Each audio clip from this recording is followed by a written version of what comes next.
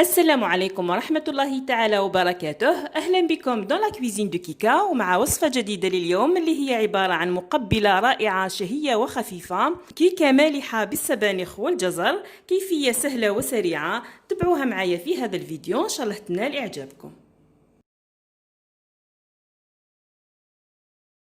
بداية راح نحتاج إلى 2 ربطات تاع السلق، قطعتها قطع صغيرة بهذا الشكل، 2 حبات جزر كبيرة مع 2 فصوص من الثوم. كما راكم تلاحظوا معايا هنا كنت رابيت الجزر مع الثوم بشكل متوسط، لاحظوا معايا. راح نذبلها على نار هادئة لمدة 5 دقائق في ملعقة كبيرة زبدة. بعد هذه المرحلة نضيف السبانخ ولا السلق، بسم الله.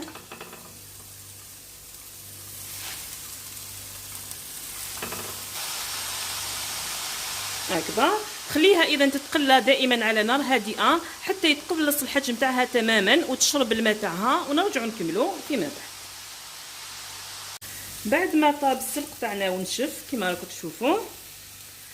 نحط له شويه توابل، حط كركم رشه ورشه من الزنجبيل، نحط شويه ثوم بودره مع شويه بصل بودره كذلك،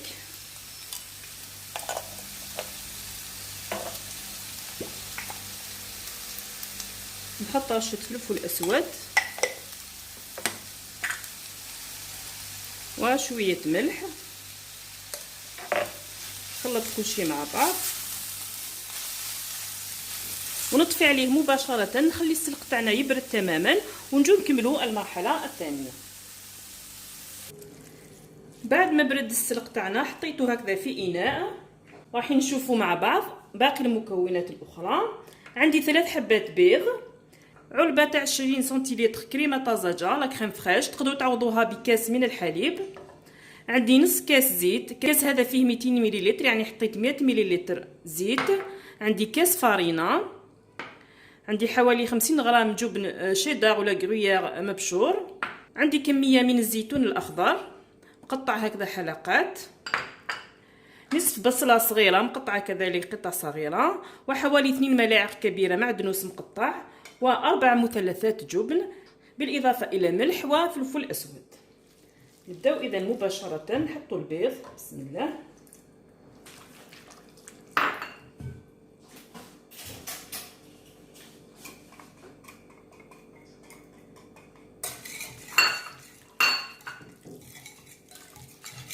هكذا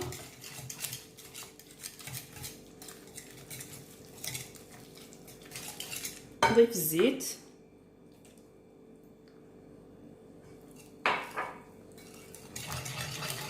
نحرك،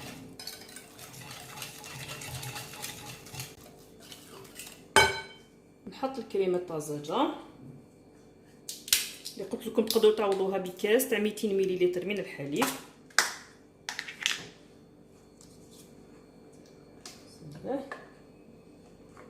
يمكن نفضل تحطوا الكريمه، راح تعطيها طعم رائع.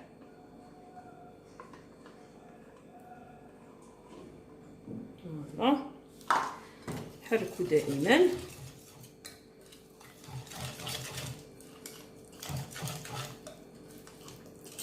نحط البصل والمعدنوس،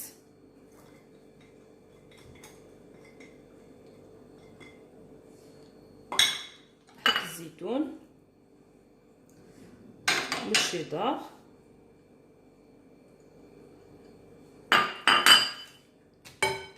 هكذا ونبقى نحرك.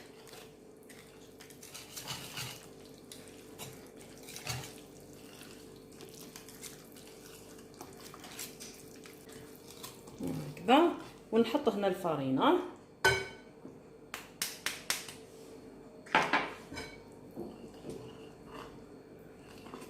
يلا ندخلها جيدا بكل رفق.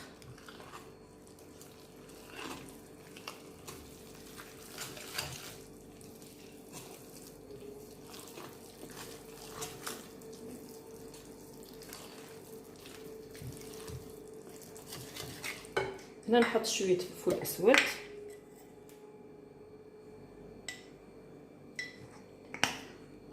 وكميه صغيره من الملح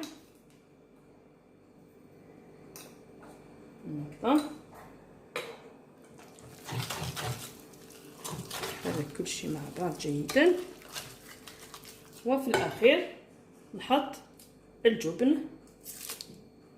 هنقطعه هكذا قطع صغيره بيدي فقط.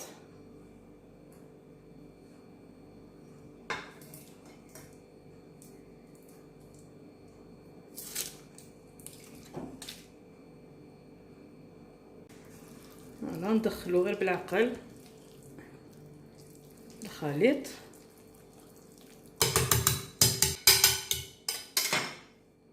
تحصلوا على هذا القوام. لاحظوا معايا،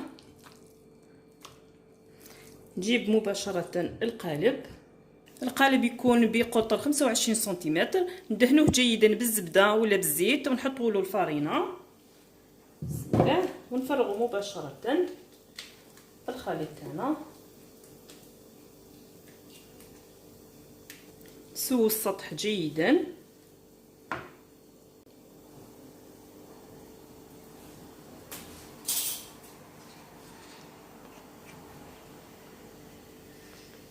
هكذا.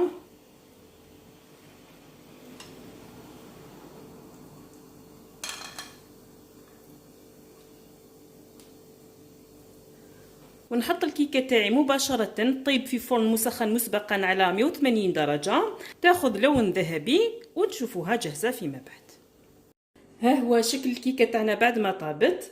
خذت لي حوالي 20 دقيقه في الفرن. نخليها تبرد بعض الدقائق ونزينها بطريقه بسيطه وتشوفوها معايا في طبق التقديم.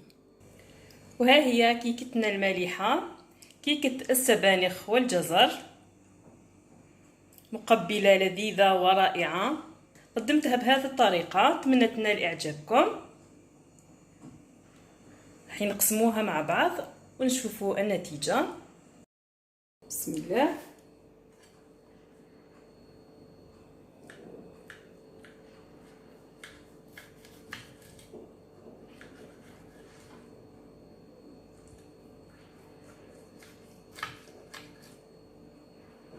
جات بزاف خفيفه كما راكم تلاحظوا معايا.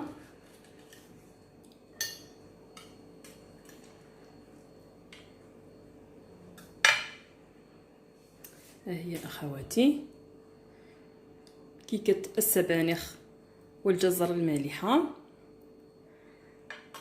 تناسب جيدا موسم الصيف. تقدروا حتى تاخذوها معكم للبحر، راح تعجبكم بزاف وتعجب خاصه الاطفال.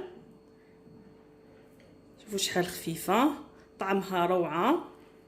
جربوها ونستنى في آرائكم، والى لقاء اخر باذن الله في وصفه جديده. ابقوا دائما اوفياء لقناتكم. تحياتي.